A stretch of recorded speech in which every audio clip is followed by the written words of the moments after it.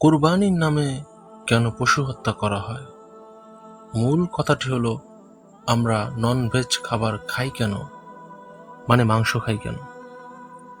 আসসালামু আলাইকুম রহমতুল্লাহ। প্রিয় দর্শক, আপনারা ইতিমধ্যেই জেনে গেছেন আজকে আমি কোন বিষয়ের উপরে আলোকপাত করব।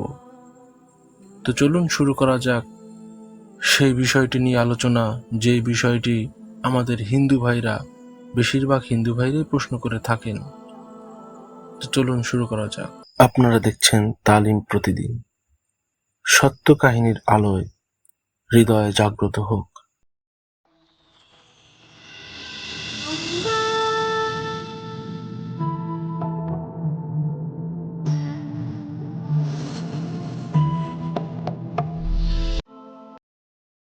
কুরবানির ঈদে কেন পশু কুরবানি দেওয়া হয়? আল্লাহ বলেছেন কুরআনের সূরা আল হাজে, আল্লাহ সুবহানাহু তাআলার কাছে তোমাদের মাংস বা রক্ত পৌঁছায় না, আল্লাহর কাছে পৌঁছায় তোমাদের তাকওয়া। অন্য ধর্মে এরকম নয়।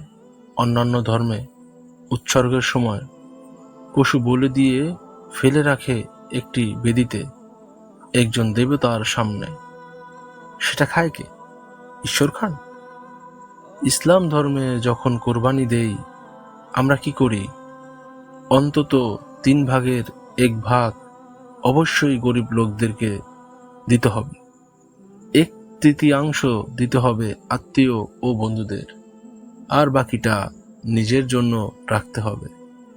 নিজের জন্য সর্বোচ্চ 1/3 রাখতে পারবেন। চাইলে আপনি পুরোটাই দান করে দিতে পারেন।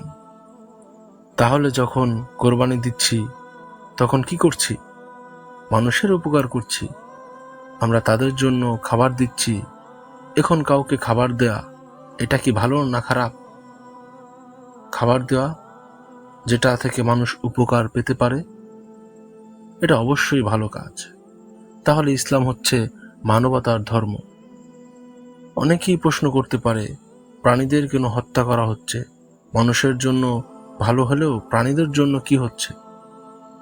সত্যি বলতে, একজন মুসলিম শুধুমাত্র ভেজ খাবার খেয়েও ভালোভাবে ধর্ম পালন করতে পারে। নন ভেজ খাবার ইসলামে বাধ্যতামূলক নয়।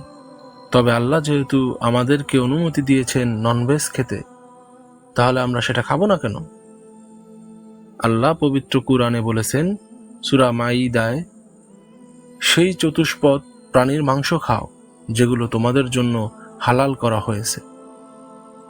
আল্লাহ বলেছেন সূরা আল নাহলে, তিনি চতুষ্পদ প্রাণী সৃষ্টি করেছেন যাতে করে তোমরা উপকার পেতে পারো এবং মাংস খেতে পারো।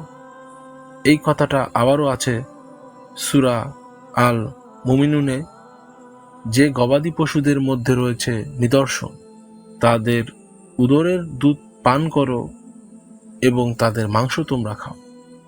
যেহেতু আল্লাহ নন ভেজ খেতে অনুমতি দিয়েছেন, তাহলে খাবো না কেন? এবার লজিক্যাল কারণে আসি। এখনকার বিজ্ঞান বলছে নন ভেজ খাবারে বা মাংসে প্রচুর পরিমাণে ভিটামিন থাকে এবং এটাই একমাত্র খাবার যেখানে পূর্ণাঙ্গ অ্যামিনো অ্যাসিড রয়েছে। আমাদের শরীরে 23 রকমের অ্যামিনো অ্যাসিড আছে যেগুলোর প্রয়োজন হয়। এর মধ্যে 8টি অ্যামিনো অ্যাসিড শরীর নিজে তৈরি করতে পারে না। এগুলো আমরা খাবার থেকে পাই।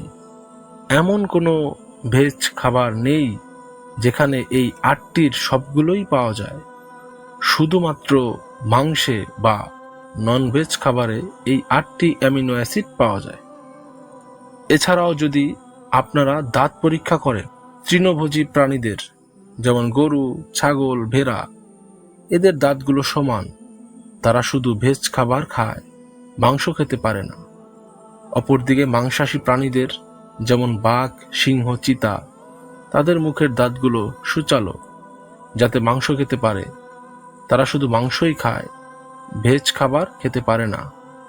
যদি আয়নার সামনে দাঁড়িয়ে নিজের দাঁত দেখেন, আমাদের সুচালো দাঁতও আছে, সমান দাঁতও আছে। মানে আমরা সব ধরনেরই খাবার খেতে পারি। যদি আল্লাহ চাইতেন আমরা শুধু ভেজ খাবারই খাবো, তাহলে আমাদের সুচালো দাঁত দিলেন কেন? ননভেজ খাবারেরই জন্যই তো।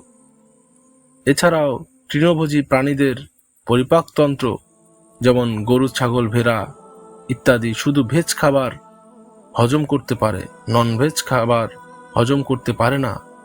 অপরদিকে মাংসাশী প্রাণীদের পরিপাকতন্ত্র, যেমন বাঘ, চিতা, সিংহ শুধু মাংসই হজম করতে পারে, ভেজ খাবার হজম করতে পারে না।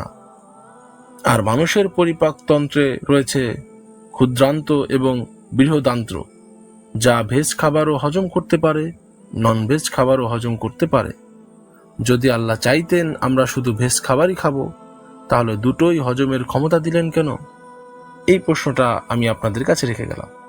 সুতরাং কোরবানি শুধু একটি ধর্মীয় রীতি নয়, এটি মানবতা, সবার মাঝে ভাগাভাগি এবং সহানুভূতির শিক্ষা। এটি আমাদের মনে করিয়ে দেয় যে আমরা কেবল নিজের জন্য নয়, অন্যদের জন্যও চিন্তা করতে হবে, বিশেষ করে যারা অভাবগ্রস্ত, যারা সাহায্যের অপেক্ষায়। আল্লাহর কাছে আসল গ্রহণযোগ্যতা আমাদের ঈমান, আমাদের তাকওয়া, আমাদের ভালোবাসা এবং দয়ালুতাই। তাই আসুন আমরা কোরবানিকে শুধুমাত্র একটি রীতি হিসেবে না দেখে একে মানবতার সেবায় পরিণত করি। ভালোবাসা, সহানুভূতি এবং দায়বদ্ধতা হোক আমাদের প্রতিদিনের কাজের অংশ। আল্লাহ আমাদের সবাইকে দিকহীন থেকে সঠিক পথে চলার তৌফিক দান করুন, আমিন। তো দর্শক, আজকের এই আলোচনা যদি আপনার কোনো উপকারে আসে, তাহলে ভিডিওটিতে একটি লাইক দিবেন। এরকম গুরুত্বপূর্ণ বিষয়ে আলোচনা জানতে বা শুনতে আমাদের চ্যানেলটি সাবস্ক্রাইব করুন। আসসালামু আলাইকুম ওয়া রাহমাতুল্লাহি ওয়া বারাকাতুহু।